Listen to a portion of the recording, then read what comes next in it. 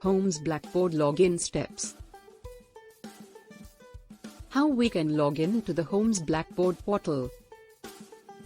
To do so, you need to follow the following steps. The first step is to visit the official website of Holmes University/Institute. To access the Blackboard portal, you need to use the username and password provided to you. Because if you forget it, you might face problems while accessing your information. The final step is to log in using your credentials, and after that, you are free to use the content and information provided by the Institute. The login portal has everything you need, from course details to exams, quizzes, and so on. You can access your Holmes College Blackboard from your mobile also.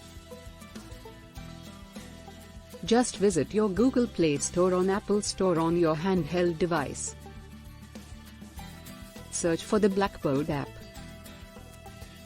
Install the app and launch it. Then enter Holmes in the same and log in using your credentials after that.